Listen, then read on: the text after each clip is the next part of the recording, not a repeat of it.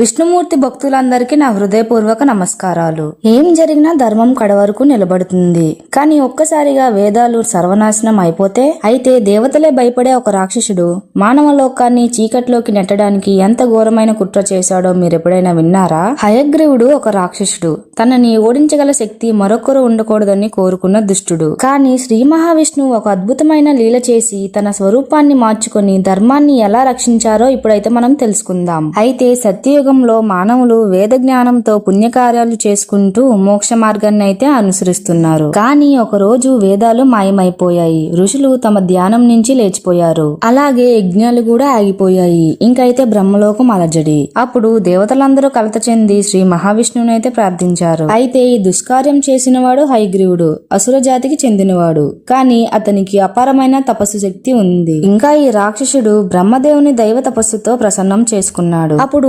బ్రహ్మదేవుడు అన్నారు, హయగ్రీవ, నీ తపస్సుకు ఫలంగా ఏం వరం కావాలి? అయితే హయగ్రీవుడు గర్వంగా నవ్వుతూ ఇలా అన్నాడు, నన్నెవరూ ఓడించలేరు, నన్నెవరూ సంహరించలేరు, అంతటి శక్తినైతే నాకు ఇప్పించండి. ఆ మాటలు విన్న బ్రహ్మదేవుడు క్షణం ఆలోచించి, హయగ్రీవుడిని ఓడించగల శక్తి మరొక హయగ్రీవుడికే ఉంటుంది అని చెప్పి వరాన్ని అయితే అనుగ్రహించారు. అయితే హయగ్రీవుడు ఈ వరాన్ని పొందగానే భీకరుడు అయ్యాడు. ఇంకా వేదాలను అపహరించి లోకాన్ని అంధకారంలోకి నెట్టాడు. ఇక ధర్మం నశించిపోతుంది అని భీకరంగా అరిచాడు. అప్పుడే శ్రీ మహావిష్ణు క్షీరసాగరంలో యోగ నిద్రలో ఉన్న దేవతల ప్రార్థన వినిపించగానే ఆయన కళ్ళు తెరిచారు. వేదాలు నశించకూడదు, ఇంకా ధర్మాన్ని రక్షించవలసిన సమయం అయితే ఆసన్నమైంది అని తలచి తన స్వరూపాన్ని మార్చుకున్నారు. అయితే గజముఖం, మేఘాల వలె నల్లని శరీరం, ఇంకా భయంకరమైన తేజస్సు శ్రీ మహావిష్ణు హయగ్రీవ అవతారం ఎత్తారు. అది చూసి హయగ్రీవుడు ఆశ్చర్యపోయి, ఇది ఎలా సాధ్యం? మరొక హయగ్రీవుడా? ఇది భ్రమ లేక నా అంతం ఆసన్నమైందా అని అనుకున్నాడు. అప్పుడు శ్రీ మహావిష్ణు ఉగ్ర రూపంతో శంఖాన్ని ఊదగానే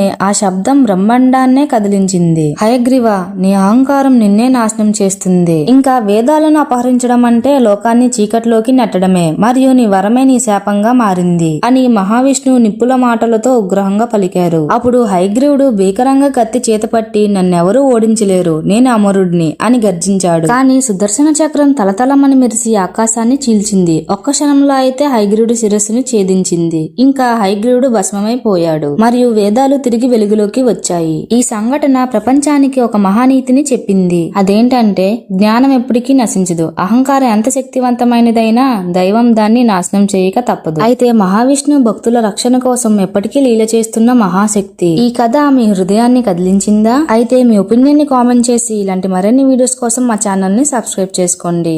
ఓం శ్రీ మహావిష్ణుదేవాయ నమః.